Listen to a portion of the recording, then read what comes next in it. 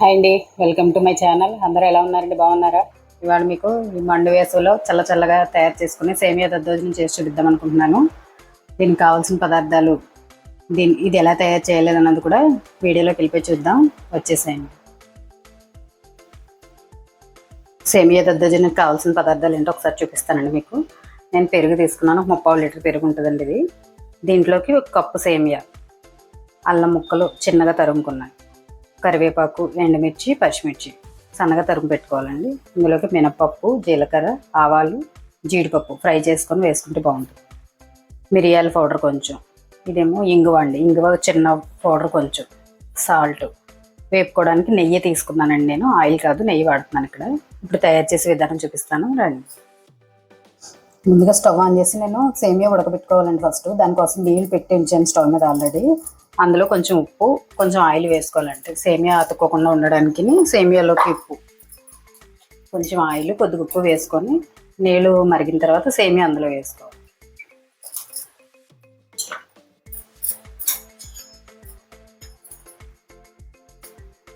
ఇప్పుడు నీళ్ళు మరుగుతున్నాయి కదండి, ఇప్పుడు ఈ సేమియా తీసుకుని సేమియా అంతా ఇందులో వేసి దాన్ని బాయిల్ చేసుకోవాలి. ఇది ఒక 5 నిమిషాలు టైం పడుతుంది ఉడకడానికి. ఉడికిన తర్వాత దీన్ని స్ట్రైన్ చేసుకోవాలండి.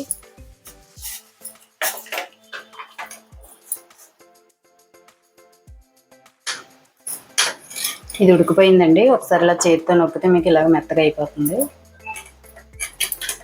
ఇప్పుడు దీన్ని స్ట్రైన్ చేసేసుకుందాం.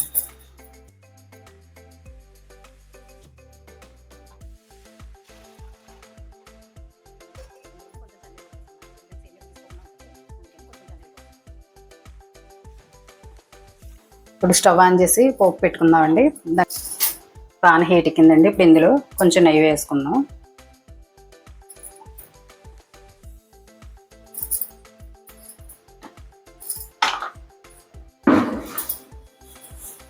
ముందు జీడిపప్పు వేపు తీసుకుందాం అండి. జీడిపప్పు కొంచెం దోరగా వచ్చేలాగా వేపుకొని తీసుకొని పెట్టు. తింటుంటే క్రంచీగా తగులుతుంది, పచ్చిదనం లేకుండా. జీడిపప్పు వేగిపోయిందండి. ఇప్పుడు వేగిపోయిన జీడిపప్పు తీసి పక్కన పెట్టుకుందాం.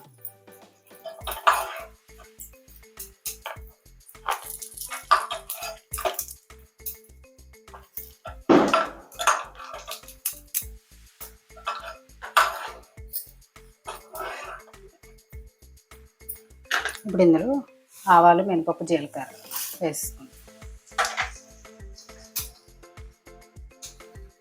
ఇందులోనే అల్లం ముక్కలు, పచ్చిమిర్చి ముక్కలు, కరివేపాకు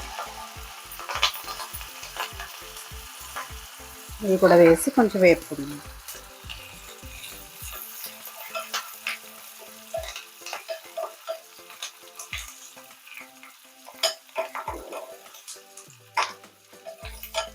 ఇవి కొంచెం వేగిన తర్వాత ఎండుమిర్చి కూడా వేసేస్తాం.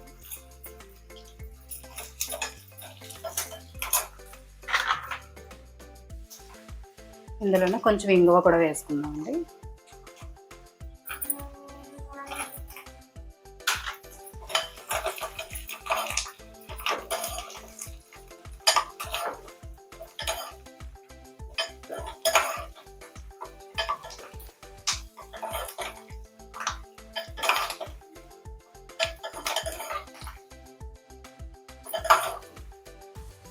పోపు వేగిపోయిందండి. స్టవ్ ఆఫ్ చేసేస్తున్నాను ఇప్పుడు.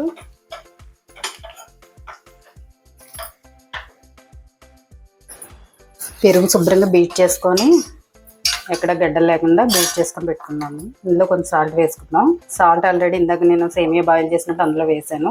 ఇప్పుడు ఇందులో పెరుగు మాత్రమే చూసుకొని వేసుకోండి. సాల్ట్ ఇంతే పడుతుంది. ఒకసారి బాగా కలిపేసి ఈ ఉడకబెట్టిన సేమియా ఉంది కదా, అది కూడా ఇందులో వేసేసుకుందాం.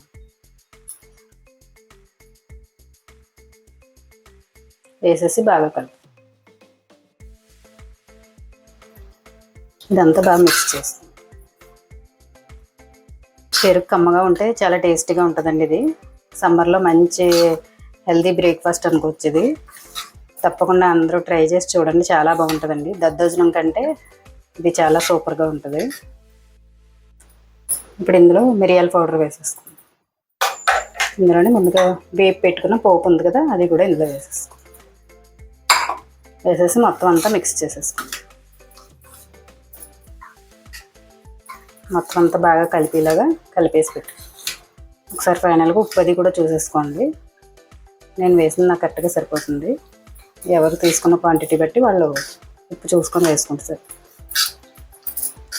ఓకే అండి, ఇది రెడీ అయిపోయింది. సర్వింగ్ బౌల్లో తీసి చూపిస్తాను మీకు.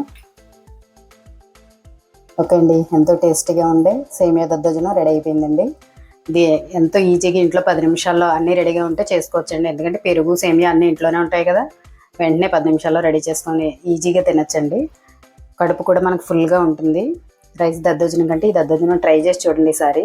చాలా బాగుంటుంది, టేస్టీగా ఉంటుంది. అప్పటికప్పుడు తయారు చేసుకొని వెంటనే తినేయచ్చండి. రైస్ అయితే కొంచెం రైస్ వండుకొని ఇవన్నీ చల్లారేదాకా వెయిట్ చేయాలి. ఇదైతే అలా అవసరం ఏం లేదు. చాలా టేస్టీగా ఉంటుంది. ఈ సమ్మర్లో కూడా అందరూ తప్పకుండా ట్రై చేసి సమ్మర్లో కూడా కొంచెం ఒంటికి చలవనిస్తుంది కదా. ఓకే అండి, ఇదైతే రెడీ అయిపోయింది. తప్పకుండా అందరూ ట్రై చేసి ఎలా ఉందన్నది నాకు కామెంట్లో తెలియచేయండి. మీకు నచ్చితే లైక్ చేసి షేర్ చేసుకోండి, సబ్స్క్రైబ్ చేయండి. మరో వీడియోతో మళ్ళీ కలుసుకుందామండి. ఓకే అండి, ఉంటా అండి, బాయ్.